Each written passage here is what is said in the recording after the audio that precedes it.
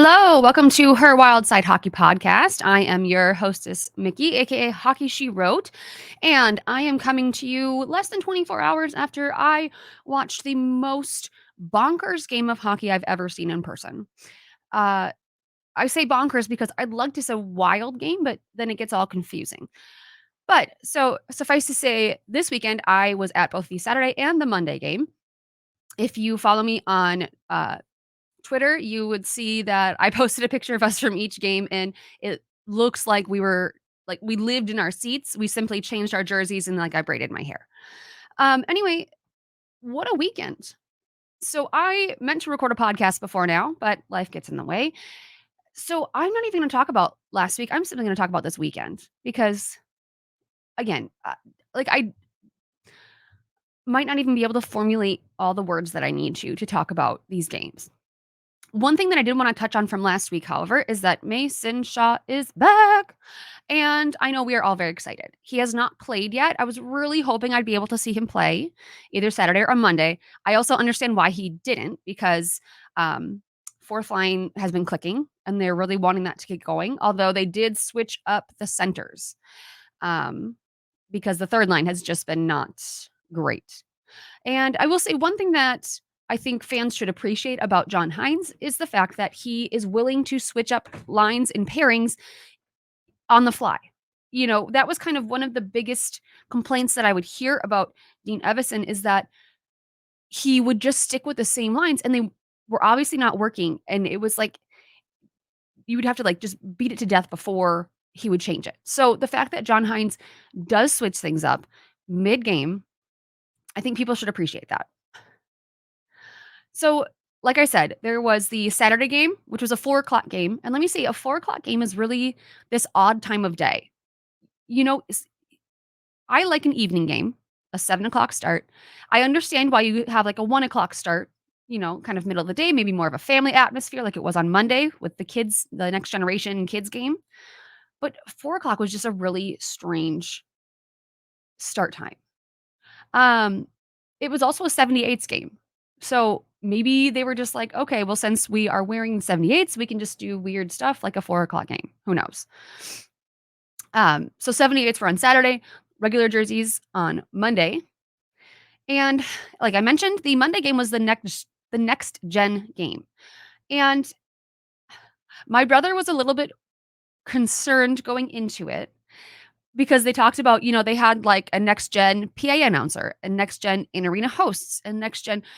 And he was like, I do not want to sit through a game if there's a child that's going to be doing all the announcing.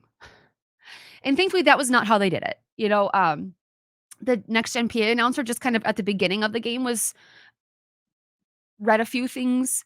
The in arena hosts kind of went back and forth between the normal adult hosts and the kid hosts. I thought they did a good job of balancing that. They had a kid that played guitar between like electric guitar between the second and third periods, I believe. One of the two. And that was really fun to see. He was really good. Um, so overall, I think they did a really nice job of balancing kind of the kid aspect of it with having a regular game. I will say I was a little bit sad because they only handed out those cute little Nordy stuffies to children, and I understand, but I was kind of like, "Well, I have 2 kids, you know, like, does that count?" I didn't actually try that. I would not do that. Now, before I really well, let's see. Okay, you know what? No, I'm changing things on the fly. This is just how, like, my brain is so scrambled. I feel like I'm still processing that Wild Canucks game, so bear with me. First, I just wanted to touch on the Sabres game. First of all, the first 2 periods of that game were so strange because, as I recall, it was 0-0 going into the third still. And it was like both teams just couldn't were just like a touch off, you know? Like both the Wild and the Sabres. It's like nobody could quite get a pass where it needed to go. Nobody could quite get the puck on the net. Nobody I mean, it was just weird. You know, my brother and I were both just like, this game feels weird. And I think maybe the whole 4 o'clock start in the 78th, I think it was just like this atmosphere of like something is off. Um, I thought they did a really nice tribute to Jordan Greenway because that was actually the first time that he has been back at the Excel Center, which seems strange, but he was traded at the deadline last year, and since then, Buffalo has not been to Minnesota. Minnesota has been to Buffalo, but this was the first time back. I thought they played a really nice, tribute video for him. It was, like, a minute long. It was really fun. They even had, like, clips from his Big Rig episode or his Big Rig, commercial. It was nice, and everyone clapped, and it was very, sweet, and then at the end of the game winner in once they went into overtime, it appeared to have been scored by Greenway, and it actually wasn't, someone else tipped it in, but then everyone booed Greenway. So it was, quite an odd situation, uh, and it was one of those games where we just kinda left. It was very unsatisfying, it was very strange, and we were very like, "I do not wanna see that same team on Monday," because this was just not good. Um, I'm sure all of you watched the game on Monday. If you have not, I would highly recommend that you go find a replay and honestly watch the entire game. If you don't have time for that, at least watch the 3rd period. Um, I do want to talk a little bit about stats. You guys know that this is not my wheelhouse. This is this is not my school. I do not even go here. I am on the vibe side, but I can appreciate crazy stats, especially when it comes to the Wild. So, the top line right now, they are absolutely buzzing. We've got Kirill Kaprizov and Matt Boldy being centered by Joel Eriksson Ek, and the 3 of them, I don't know why it's working this time, but they are dialed in. They have previously, they've tried Matt Boldy and Kirill together. They've tried, Joel Eriksson Ek centering Kirill and Zuki. They had tried kind of these different combinations, and for whatever reason, it just I don't know if it just needed to be the 3 of them and not just, 2 at a time, but just in Monday's game, those 3 those 3 guys right there had 16 points. The top line came away with 16 points, 7 goals and 9 assists between the 3 of them. And actually, even before the Canucks game, they had a 62.7% expected goals when they are on the ice before those 16 points they put up. Like, I can appreciate a stat like that, you know? Hold on. I feel like my kid is coming. They my kid is here watching. They're homesick. The Wild scored their 10 goals because they came away, it was 10-7 was the final score. Their 10 goals, they scored in 27 shots on goal. That's a 37% shooting percentage. That's the best percentage for any 25 plus shots on goal game since the 2000-2001 season. I think I was in middle school at that point. Actually, I know I was in middle school at that point in time. It's just like, and even going on. So as we know, both Boldy and Kirill came back, or I've lost all track of my thought train. My children are homesick, and I'm on deck. I'm the parent on deck. Okay, rewind. Joel Eriksson Ek and Kirill Kaprizov both had a hat trick, plus 3 assists each. And this was the first time that teammates had come away with 6 points each in a game. So Ek and KK both had 6 points. The first time that's happened since October 9th of 1993. And the last time, so on that date, it was Sandstrom and Gretzky that came away with that. 93, I was, like, kindergarten age. The Wild are doing things that have not been done in, like, decades, and it's just mind-blowing. Again, bonkers is the word I keep coming back to. This whole game was bonkers because the first 2 periods, it was hard to watch. Part of it was that Gustafsson was just not on his game. the he let in 2 goals on 2 shots. I think it was even worse than that, but I kind of was blocking it out because I really like Gus Bus. He was not good. He was not good. And they put in Fleury in the 3rd, obviously. But it was hard to watch. And then the end of the 2nd period, so the Canucks kept taking all these penalties, 5 on 3s like crazy. At the end of the 2nd period, Zuccarello, I believe, scored a goal, but they ruled it a no goal right as the period was ending. And so I even said something like, the Wild need to harness that rage over the no goal and come into the 3rd with it. And by golly, if they didn't do that, because they came out, they scored 6 times in 5 minutes and 45 seconds. 6 in less than 6 minutes. That's the fastest it's been done in 25 years. And watching it in person, it just kept going in. And every time, I mean, it just kept going into the net. And every time the announcer would try to announce the last goal, they would score another. I I even said I was cheering and clapping and whatever for like 10 minutes straight. I swear to goodness.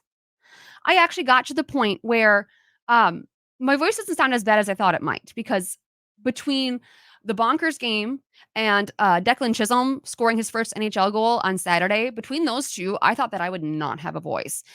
But this time I even like I've bruised the palms of my hands before, but this time I had a child sitting next to me on Monday and he was not very aware of where his elbows were, and so I didn't wanna keep my drink in the cup holder, so I was holding it. So instead of clapping, I was actually, like, slapping my leg, you know? I have welts on my leg. I slapped it so much and so hard, I have welts on my leg. The things that I go through for this game, folks. But I just again, this entire game, I cannot even believe. Right now, the Wild are 2 points out of a wild card position. It seems like they're at this point where they have started to pick things up and really be more consistent, even if it's in a very bonkers way. And while everyone else who has kind of been in the wild card running is sliding down, we are in the right place at the right time, doing the right things. We just need to keep going because since January 15th, so that's what, just over a month, they are first in the NHL with goals per game, 4.08. They are second in the NHL in goals scored, 53 total. They are fourth in the NHL with a plus 14 rating, and they are tied for third in the NHL with a 33% power play. The tale of two teams. I will keep coming back to that. It has been the tale of two teams. I. But I'd like to tell you a little story here. I had this thought last season.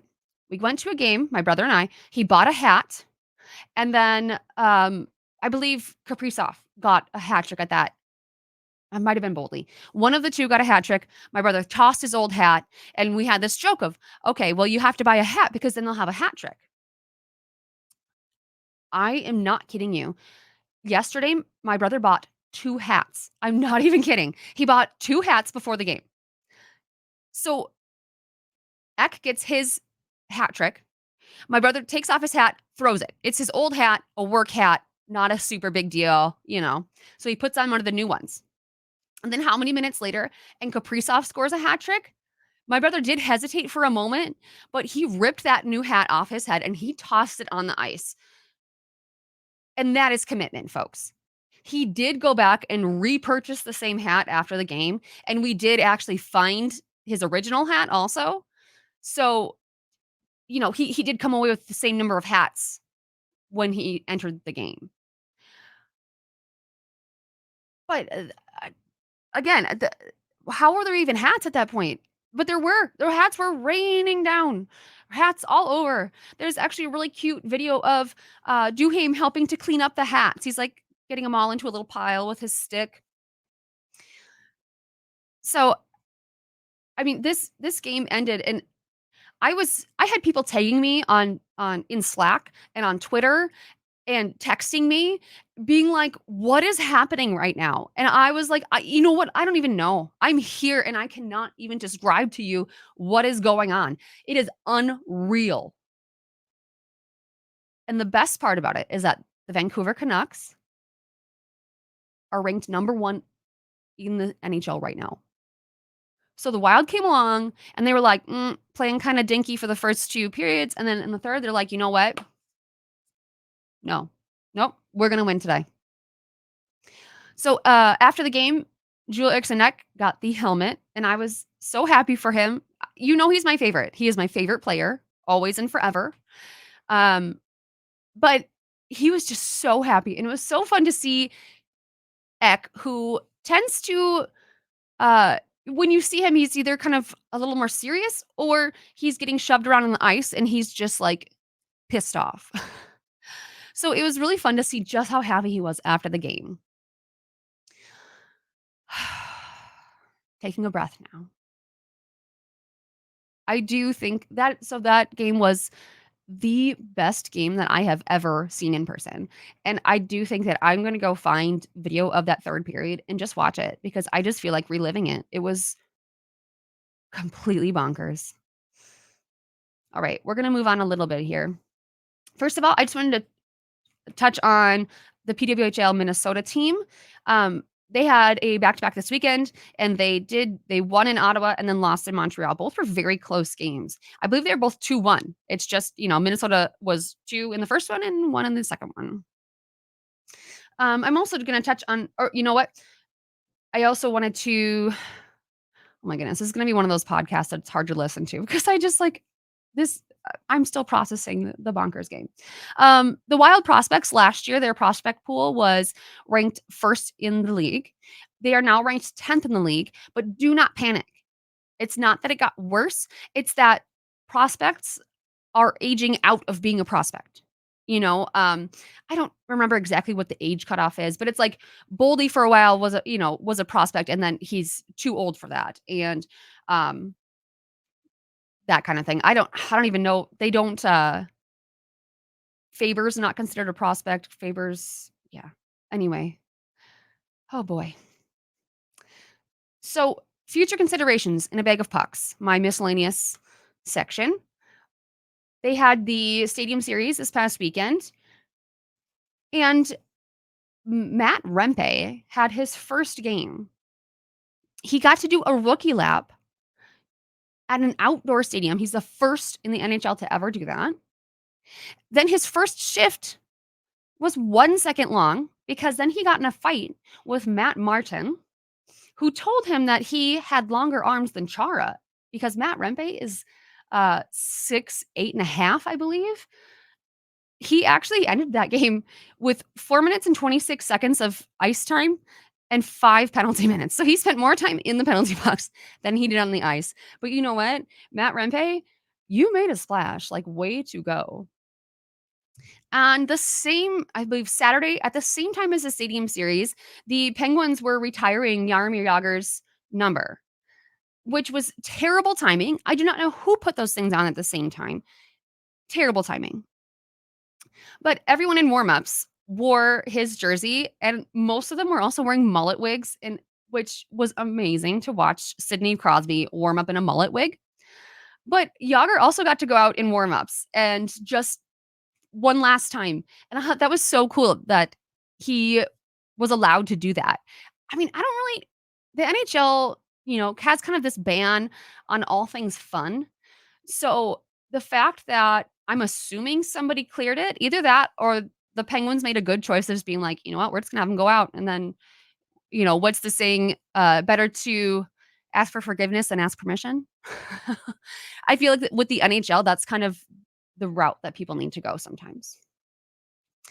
So the outdoor games, you know, 3 out of the 4 teams did a pretty good walk-in costume. That's kind of the one of the best parts of the outdoor games. The Stadium Series, the Winter Classic, is having them have some kind of a different outfit.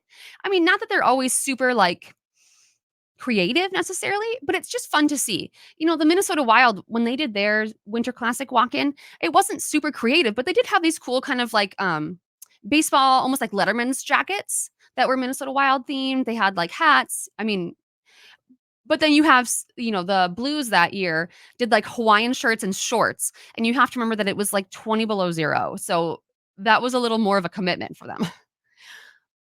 But then the Islanders had the most boring walk-in ever. They wore suits. I know that's so different than what you wear at a normal game. Honestly, like, I kinda feel bad for them because they had a chance to, like, do a fun thing, and their coach and their GM were like, "No, mm-mm, we're gonna be boring." And I feel like if you are gonna be like, your team is gonna be in an outdoor game, I feel like a costume or at least, like, a unique walk-in outfit needs to be a requirement or you lose points in the standings. That's my that's my thought. Because, again, we're trying to grow the game. The fun walk-in outfits, that's part of, like, this vibes side of the hockey world. I also had a really good laugh at the park simulation that they did at the, um, Devils Philadelphia game. So they had, the rink in the middle, but then around it, they created, like, it was supposed to be kinda like a park, like a central park. But I feel like they didn't explain that to anybody. So, I did not watch the game, I will say, but I saw clips of it on Twitter, and one of the clips was the 2 mascots, Gritty and then I don't know the devil guy's name, chasing each other around, and all I could think about was I was like, "Why are there so many dogs there?" Like, are these, like, therapy dogs? Are these, like, bomb sniffing dogs? Like, why are there so many dogs on the field?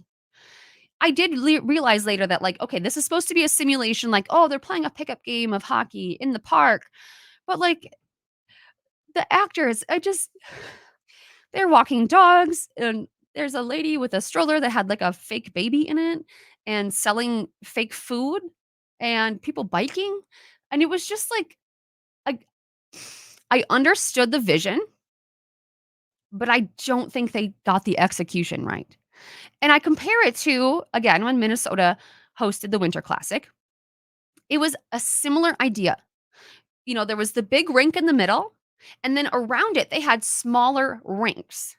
And during the game, they had other smaller teams playing, like a 3-on-3 on the small rinks. It's like pond hockey. It's like you're at a pond hockey tournament.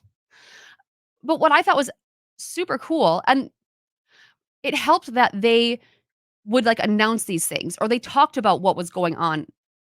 You weren't left to find out by yourself. Um, it was teams like, the Minnesota Wild has a whole bunch of teams that they support. Blind hockey, sled hockey, special hockey. There are teams of, veterans who play hockey. They had some of the players from the University of Minnesota come play. They had all sorts of things playing different 3-on-3 games around the main game. And it was something to watch if there was a break and play in the Wild Blues game, but it wasn't so distracting that you're watching the lady with the fake baby instead of the game. Now, am I biased? Yes, but I do think I have a point.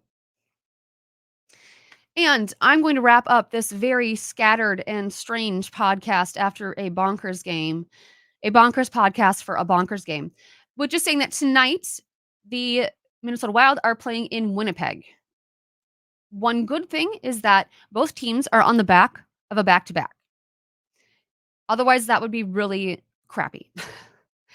And second of all, I don't know. How is this going to go, folks? The Winnipeg Jets and the Minnesota Wild, they have got some bad blood. And I don't know if it's something that,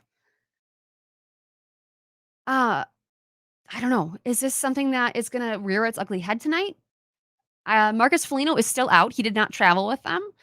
So is that something that's going to help or hurt? He's not the only one that fights. He's not the only one that will drop the gloves. There are actually quite a few players that will drop the gloves for anybody on the team. We've seen Marco Rossi drop the gloves. Last year, Matt Boldy dropped the gloves. We've got Middleton. We've got Maroon. Oh, no, Maroon's out. Sorry. Bogosian doesn't really fight, but he's a scary guy. So will this be a super physical game? I think it kind of always is with the Wild. Is this going to spill over into a bloodbath? That remains to be seen. Um, I don't know if Mason Shaw will be in tonight. That will be interesting to see because the 3rd line, Gaudreau, Hartman, and Duhaime, that line has just not been playing very well. Gaudreau's really, really struggled this whole season. Hartman has been kind of on a bit of a slump, and it'll be interesting to see if they switch anyone out for Shaw because they already switched Dewar up to play with Duhaime and Hartman. So, anyway, until next time, we are here for the vibes. We love the guys because they love each other, and I'll see you next time.